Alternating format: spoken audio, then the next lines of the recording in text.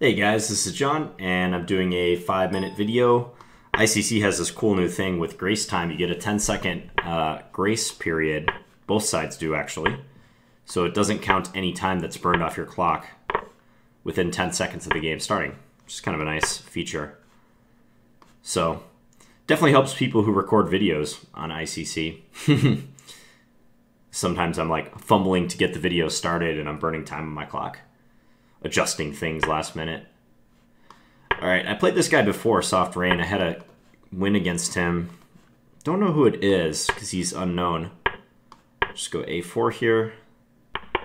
This position I'll play e4. I was actually just talking about this line with a student today. My student had a game where black played bishop d7 in this position. He plays knight bd7. I think I'll play rook a3. This is a useful move for white. Rook's always defended now. We'll see if I can get him to take on b5 so I can recapture with my bishop in one go. Problem oftentimes for black is they kind of run out of useful moves to make around here, because he doesn't want to take on b5, but eventually it may be a necessity. So I'll do this. Let's see how far he's willing to prolong this capture. He might go bishop b7. Bishop b7 is probably fine. Okay. That move might allow me to go knight d4. This pawn is very precariously placed. Knight d4, he can go knight c5 and hit my e-pawn.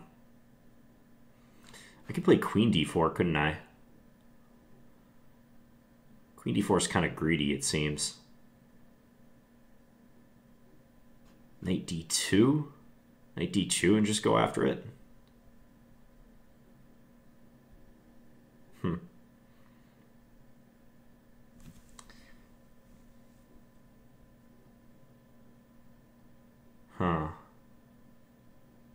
Choosing from good options is never easy. Okay, I'm just going to play knight d4.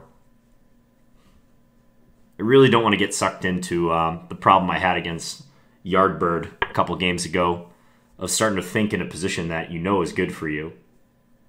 Sometimes you just got to go with it. Go with what you think. I'm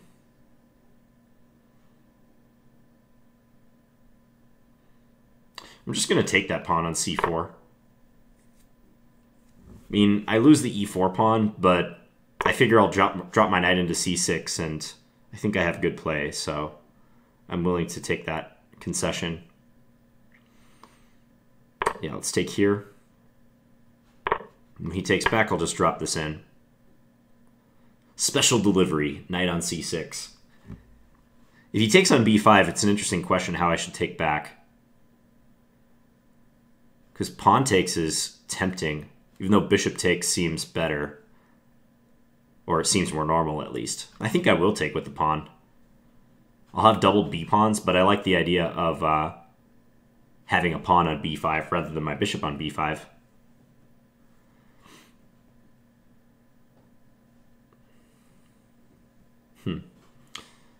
Soft rain from Costa Rica. Okay.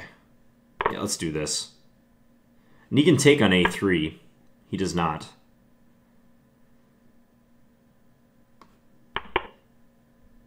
This looks like a great position for me. I'll just pre-move this capture. Don't know if he'll do that, but he probably needs to undermine this knight, because he's not going to be willing to just take the knight on c6 and give me a very strong protected pass pawn or two. So he needs to do some undermining. Oh, wow. Just as I said he wouldn't do that, he did. Which way to recapture? Both ways look pretty good. I'm going to take this way. So now I have two protected passed pawns. I think he pretty much has to go e6 now. If he doesn't play e6, this is going to be a field day for my position and my pawns. He needs to go e6 and d5, try to push me back a little bit. So he does play it.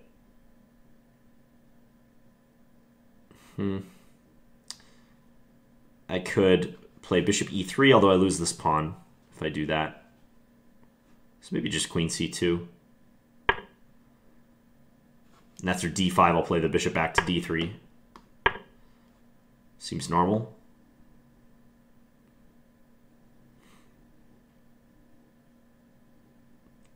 He's down a pawn.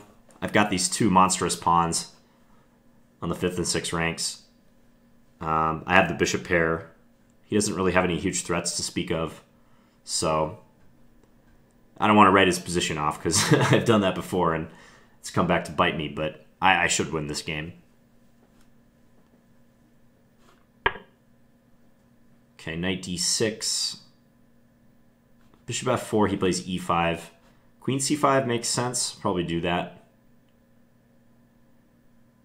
Yeah.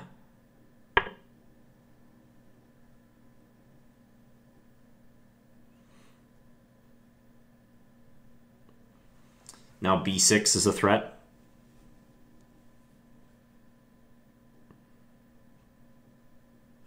He can't play knight c8 to blockade because his rook would hang. So he might have to take first on a3 if he wants to do that. But taking on a3 entails giving me another protected pass pawn, or pass pawn. I can advance it, and yeah, I'll have an A-B-C pawn duo. You don't see that too often. This is really, really tough for black. I mean, he doesn't really have much to do. These pawns almost speak for themselves here.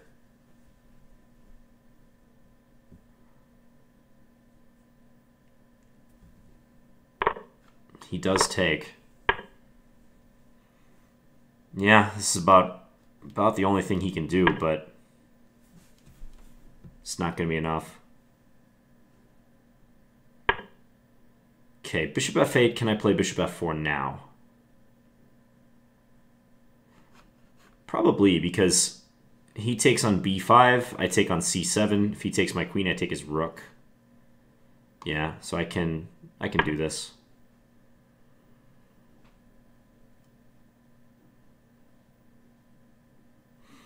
It's a pretty brutal pin.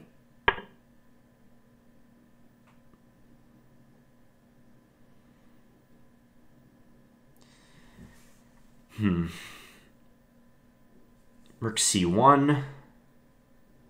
Rook c1, then he can take on c5.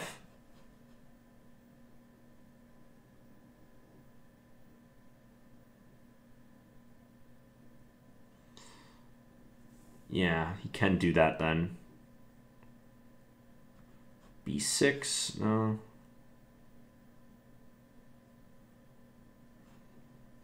Let's just go here.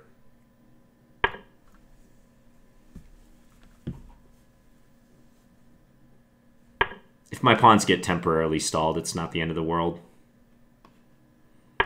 He's not threatening e5 because I can take on d5 with check. Well, I still could have just taken that pawn, couldn't I?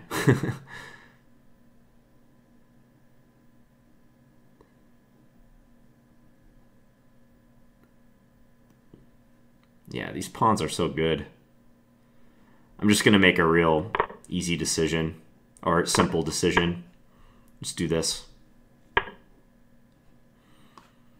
Just for the sake of making it easy on myself. 2 pawns on the 6th rank are worth a rook, right? That's how the adage goes. So now I've got threats of bishop a6 or just c7, and he resigned. Okay.